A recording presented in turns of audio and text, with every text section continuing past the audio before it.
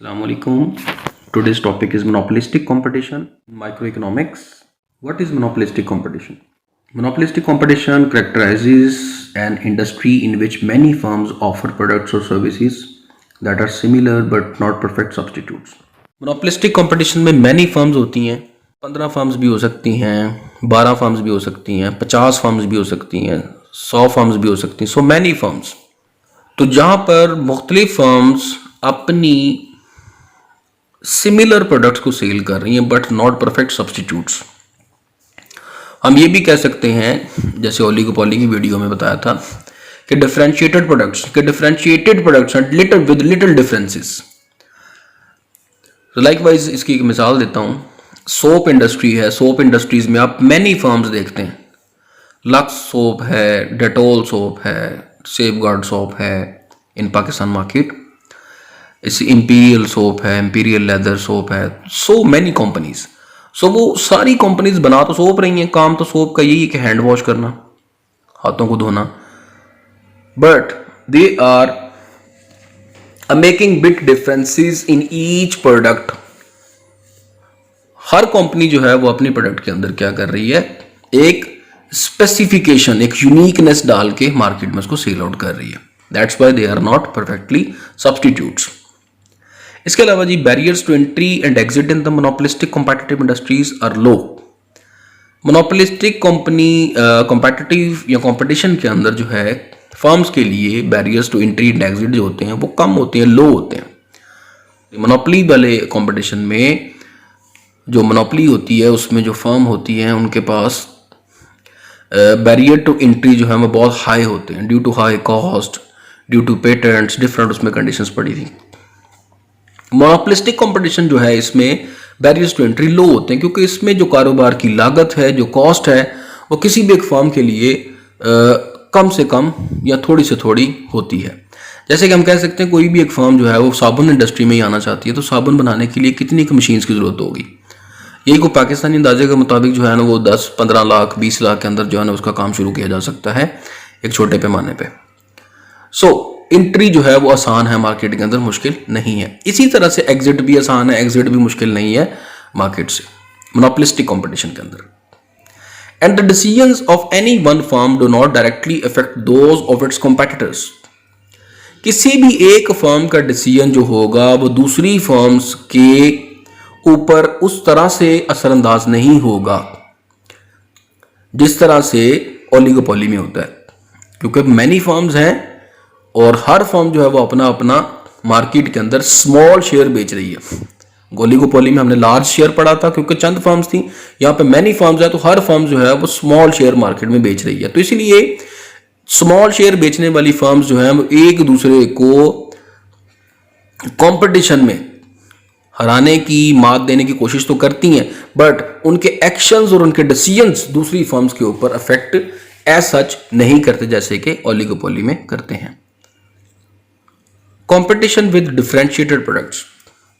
If a product can differentiate itself from its competitors in some unique way and appeal to consumers, it will have a competitive advantage and gain market share.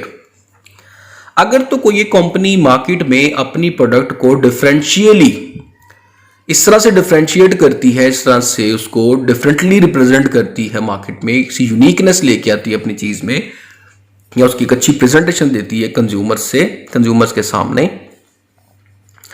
कि consumer जो है उसको market में खरीदना अपनी मजबूरी समझते हैं या लाजिम समझते हैं, तो वो फिर फर्म क्या करती है, मार्केट में अपना शेयर, जो सप्लाई का शेयर है उसको गेन करने में कामयाब हो जाती है, उसको मैक्सिमली उसको मार्केट में सेल आउट कर सकती है। Therefore, product differentiation is also a way for market forces to do their work and keep prices down for the consumers. तो ये एक बहुत बड़ा हुसन है मोनोपोलिस्टिक कंपटीशन मार्केट का, कि जिसमें फर्म्स डिफरेंस क्रिएट करती हैं और डिफरेंटली अपनी चीज़ों को मार्केट में प्रेजेंट करती हैं, और हर फर्म की कोशिश होती है कि वो अपनी चीज़ को सस्ती से सस्ती बना सके इकोनॉमीज ऑफ स्केल के सर के ऊपर, और मार्केट में ज़्यादा से ज़्यादा अपनी चीज़ को सेल आउट कर सके और अपने कंज्यूमर्स को सेटिस्फाई कर सके। तो जब चीज़ सस्ती से सस्ती आएगी और बेहतर से बेहतर आएगी तो अल्टीमेटली उसकी मार्केट प्राइसेस क्या होंगी, डाउन होंगी, कंज्यूमर्स की वेलफेयर जिससे मैक्सिमाइज होगी, क्योंकि जितनी मार्केट प्राइसेस डाउन होंगी उतनी ही लोग क्वांटिटी डिमांड ज़्यादा करेंगे और people will get more satisfaction level and welfare level will also increase in the market of the consumers. Next, advertising. Advertising is a technique used by firms in monopolistic competition to create product differentiation. Advertisement करना भी जो है, advertisement करना भी एक fun है, एक तरीका है मोनोपोलिस्टिक कंपटीशन में अपनी प्रोडक्ट को यूनिक शो करवाने के लिए, अपनी प्रोडक्ट को एक डिफरेंशिएटेड प्रोडक्ट शो करवाने के लिए towards the other products. The goal of product differentiation and advertising in monopolistic competition is to make sure the market is under control. Product differentiation and advertising in monopolistic competition ये बात साबित करता है कि market is under control and as a result charge a higher price.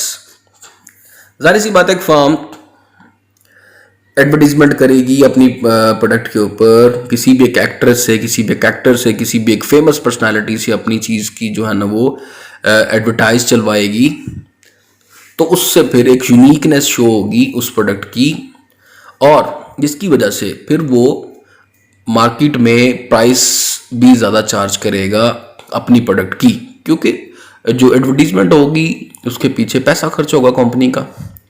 जब उसके पीछे लाखों रुपए खर्च होगा तो कंपनी ऑब्वियसली उसको अपनी प्रोडक्ट के अंदर इंक्लूड करेगी, कभी भी वो अपनी जेब से नहीं डालेगी एक जो फर्म है इन मोनोपोलिस्टिक कंपटीशन.